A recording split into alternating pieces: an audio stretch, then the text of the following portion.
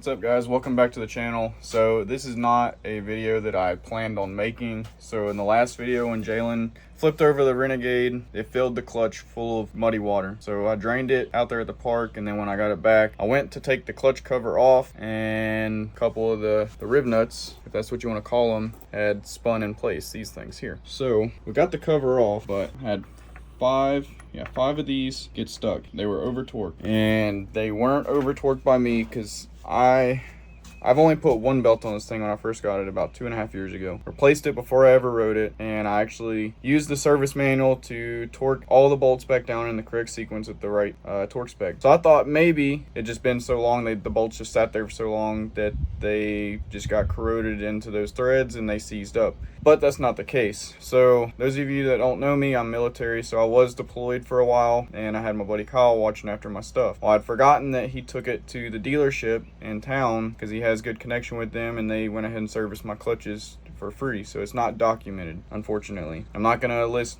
the shop because it's a good shop. I think they just had one bad hand, and I think someone didn't know what they were doing and they impacted these on. I was able to get 8 of them out very carefully by just bumping the impact gun, but 5 of them were completely stuck. They would not come out of just spinning the rib nuts in there. So I'm not going to take credit for this, how I got it out. I looked it up online. Someone said use a drill because it spins faster and you can actually melt the inserts out. So I put a 3/8 adapter on a drill and I spun them until they started smoking, and they would, you can tell because it starts spinning like slow with the resistance, and then all of a sudden it breaks free of any resistance and it just spins really fast and it melts them out. 2 of them were these 2, and then the other 3 were these bottom ones, and you can see how much it melted. Yeah, the clutches need to come off because y'all can see they're dirty. Cover is fine, it didn't get damaged anywhere, but cover's good. But obviously I'm gonna need a new back plate, whatever you want to call it, for the cover to attach to, and those are like $115. So I was like, no. So I kept looking, and Powersports Nation, if y'all never heard of them, they're a pretty good used parts company. So I found one from their website for 35 bucks. It should be here by this weekend, but I paid $35 for it. So hopefully it looks good in the pictures. It says it's fully functional, but if y'all have stuck bolts, that method works very well. And then the inserts are just a 1/2 inch. So I put a 1/2 inch wrench on there and just slowly took them out. So they weren't cross-threaded or nothing, they were just clearly over-tightened, and these just spun in the plastic. But that was the way to get it out. So now I'm about to remove the clutches. I had a Gen 1 Renegade before, and it was a lot simpler. I've never messed with the studs, but I have the service manual pulled up here. So we're gonna go up the service manual, and I'll keep y'all updated on what I do. But first off, I'm gonna go ahead and take the belt off. I already have tool for that is in my truck because I keep an extra belt in the truck. But yeah, we're gonna start with taking the belt off. I'm working a very tight spot here, so I gotta excuse that. But so I got my cooler. Y'all ain't seen one. Honestly, I don't know what thread this is, but you can just get a really long bolt and it still does the same thing. But this is what the puller looks like. I don't think it's very expensive. I had it for a very long time. There's only one of these holes here that's threaded. And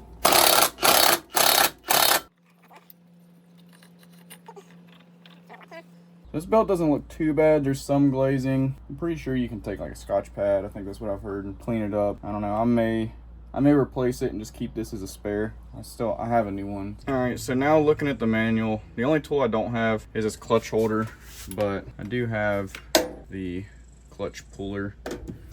Like I said, I've never taken these stud styles off before, these stud style bolts. So there's a set screw, and it says you have to heat it to break it. So looks like that, number 1 there.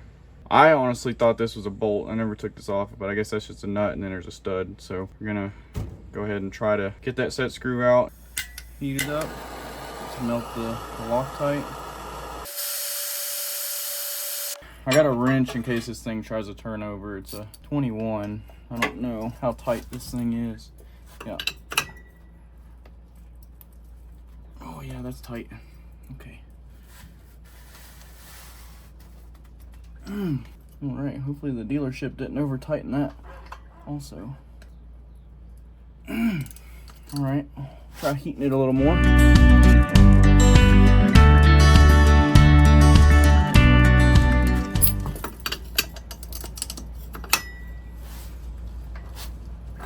There it is. Alright. It wasn't tight, it was just that Loctite holding it in there. Thing's gonna be hot, so I don't really want to touch it. Alright. Yep, that was red Loctite. So the manual says to never use any sort of impact on these assemblies. Hopefully I don't mess it up, but I'm using an impact on it. I don't understand. You don't want to get mixed up with a guy like me. I'm a loner, Daddy. Rebel. Very, very dirty.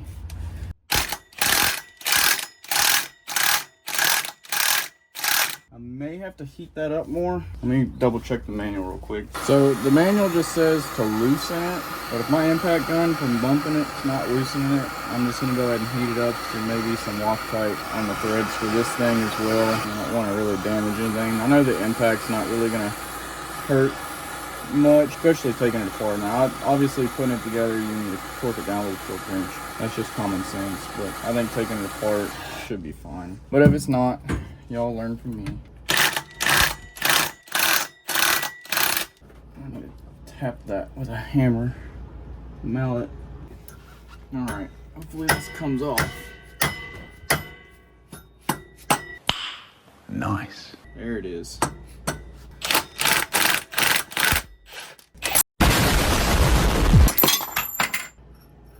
This is more in depth than I planned on going when cleaning this clutch assembly out. So the manual calls for 2 bolts or 2 nuts to get that off.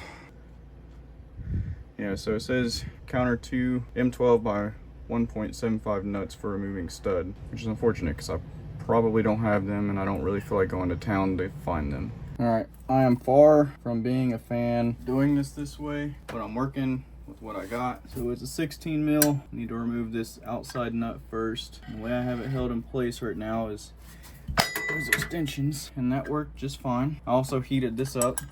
I never really broke anything doing it this way, knock on wood. All right, so I repositioned the extension to go right here in the middle.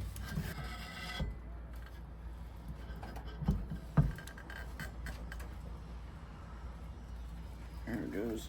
All right, so as y'all can see, got the secondary off. My phone keeps shutting off because it's so hot. And ironically enough, I actually had 2 nuts laying around. They're lock nuts, so that actually helps. And Jalen came home, so she's holding the other side of the motor of the crank, so it didn't turn over. So now we're gonna go ahead and put my puller in here and see if this thing will come off. I'm gonna try to do it without the impact now that she's here. Sometimes you have to fill these with grease. It's like my last resort. You put grease in there and it basically makes it like a hydrolock. Presses the clutch half off. Okay.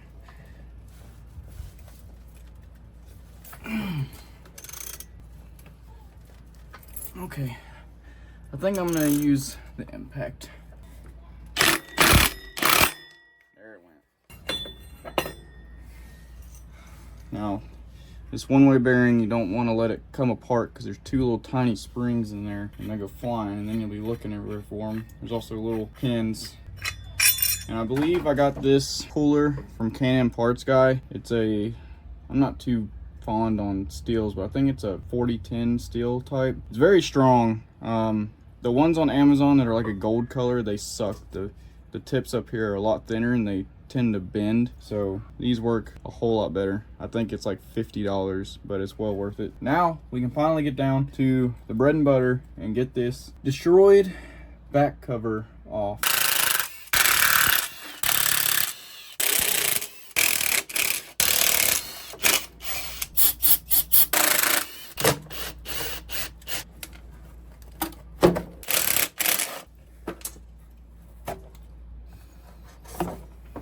There it is. It's actually not as dirty back there as I thought. It's stained, but I thought there would be a lot of mud stuck back there. There's not much more I can do. I gotta wait like 4 or 5 days for this new one to come in, which will be really quick for y'all, but long for me. So we'll pick y'all up when we get the new part in. All right, guys, so it's actually the next day. The new cover, or the new back plate, isn't in yet, but it is gonna be in tomorrow. I just checked it earlier today. So today I'm actually just gonna go ahead and clean the clutches while I wait. There's a lot of controversy on how you're supposed to clean these. I've been sitting here looking in the manual. The manual doesn't really tell you how to. I know Can-Am has like a clutch cleaner. It's basically like a brake parts cleaner. I've seen people use soap and water, which is what I'm gonna do today, because if you look at these things, they're obviously filthy. I mean, they're filled with dried up mud and stuff, so they've already been wet. And like, if y'all would have saw the clutch box when I drained it, it was just straight muddy water, and it drained for about 5 minutes. I mean, you can see it on the spring here. So I just have a little bit of dish detergent and hot water, and then I'm also going to use some aluminum wheel cleaner. Most of these parts are all aluminum, so it shouldn't damage it. And then I have my air compressor aired up so that I can go ahead and blow everything out and get it dry and wipe them down. That way the water doesn't sit too long. I will take this one-way bearing off. I'll show y'all those little springs and caps in there that I was talking about. But if y'all have a different way that y'all clean these, leave it down in the comments. I'm also going to use a Scotch-Brite pad. They say to just sit here and just rub it at a 45. There's no like serious grooving at all. It's all normal wear. I also have the manual pulled up. So I've already measured all the bushings. Service limit is 30.2. I think mine are like right at 30. I measured these. Those are well within tolerance. And these guys here and here. So these are all your service limit measurements for all of that stuff. But yeah, we're gonna go ahead and just get these things cleaned up, and probably go ahead and clean the clutch box and the actual outer cover. This belt's gonna get replaced. I'm gonna keep it as a spare, but you can see it's pretty worn. It's not broken or anything, so it can be used as a spare. There was no slippage or anything going on with it. Go ahead and wash this gasket up, and the box, as y'all can see, is just full of dried up mud. Let's go ahead and get into it. I'll go ahead and take this one-way bearing off. You gotta be very, very careful. There it goes. There's one. So once you fill one of them, the other one's gonna be directly opposite of it. And you wanna make sure they don't fling out, because you will lose them. That's what the little caps look like. And then the little tiny springs.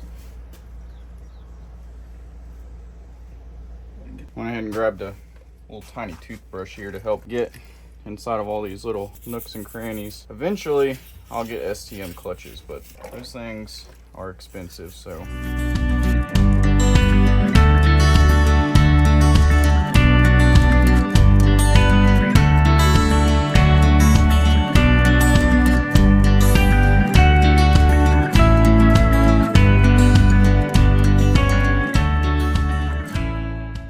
Well, it ain't perfect, but it's a whole lot better than what it was.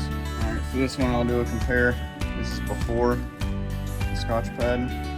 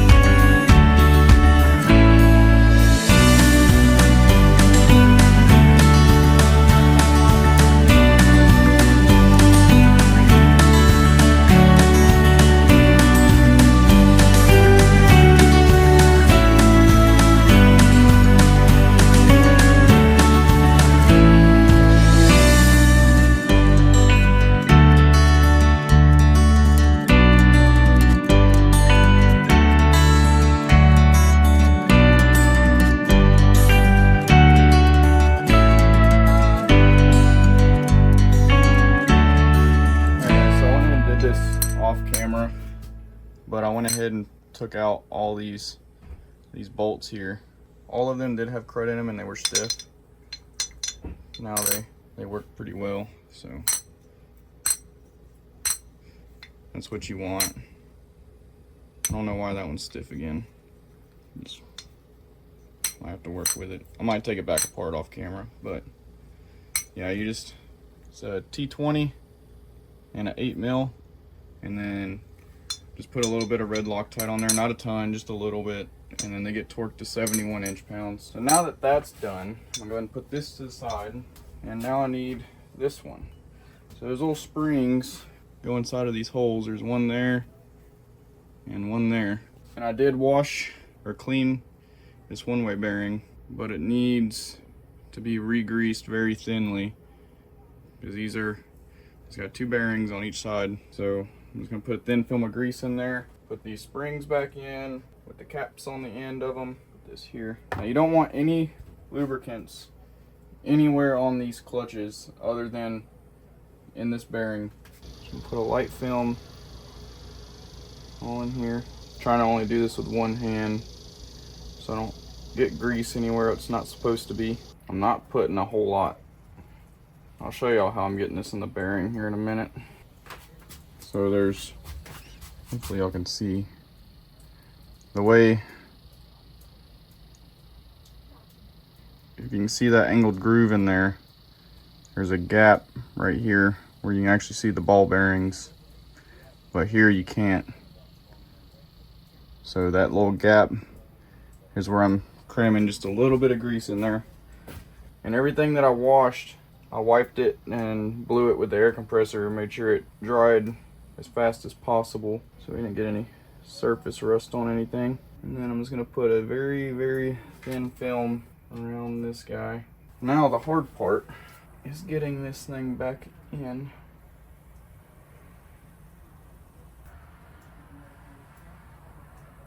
I'm gonna put a little bit of grease on these caps. Very, very, very, very small amount.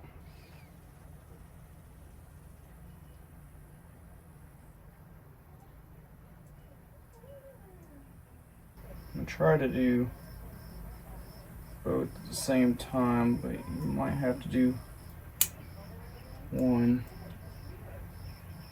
Probably gonna have to do one at a time.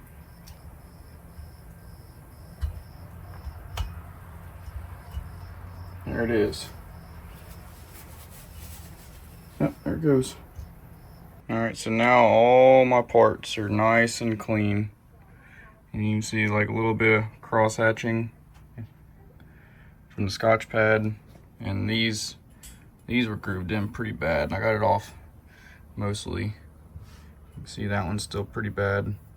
And then here's the other half of the secondary. And then here's the one we were just working on. And then the other half. And this guy was full of dirt and dried up mud and all these little pinholes here. All underneath here. All these rollers roll nice and free now. So should perform a little bit better. Hopefully we notice a difference. But I know somebody in the comments is probably gonna be telling me I cleaned them all wrong and everything. Like I said, there's a lot of controversy all over the internet on how to clean them. You know, brake cleaner, soap water, whatever. I just used Dawn dish soap, hot water, and this aluminum wheel cleaner. It worked pretty good.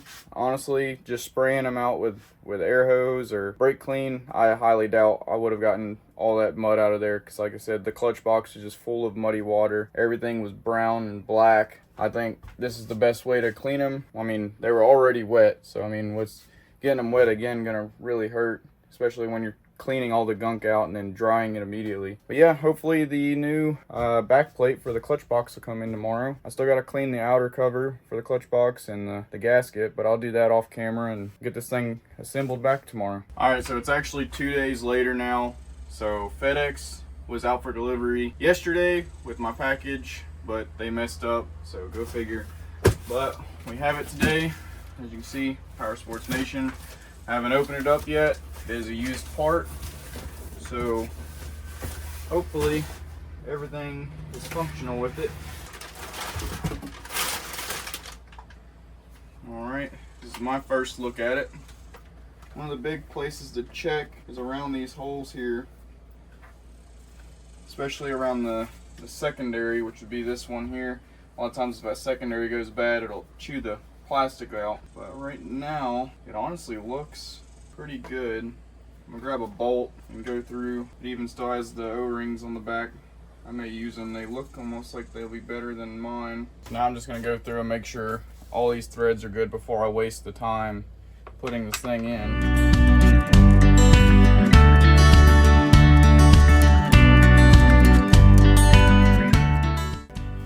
Well, seems like that was $35 well spent. Go ahead and clean this edge, the ceiling edge up a little bit and get this thing on.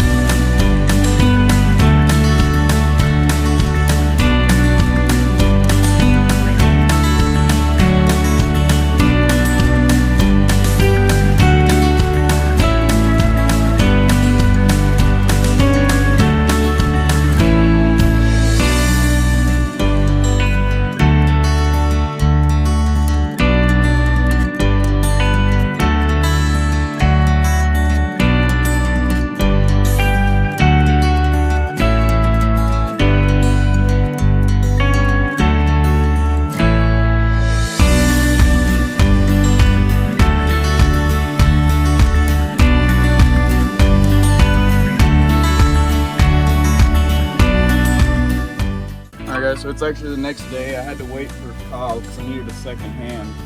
So you have to take a screwdriver, according to the manual, put it between the helix, and then you have to preload the spring 20 degrees so that the helix lines up with the clutch. Well, I can't hold this, the clutch, and put the nut on at the same time, so that's where we're at.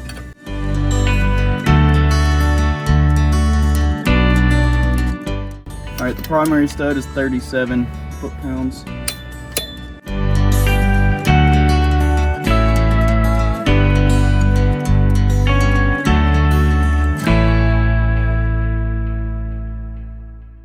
Alright, now we're going to tighten up the secondary. It's 15 foot-pounds and then an additional 180 degrees. Alright, my phone keeps overheating, but this counter nut is 26 foot-pounds, and the book doesn't call for Loctite, but I went ahead and put some on it anyways, since this locking insert nut here has Loctite, so a little bit of comfort knowing that's there. But it's all put back together. Like I said, my phone keeps overheating, but we're gonna start it up, make sure it all works. Gotta start that.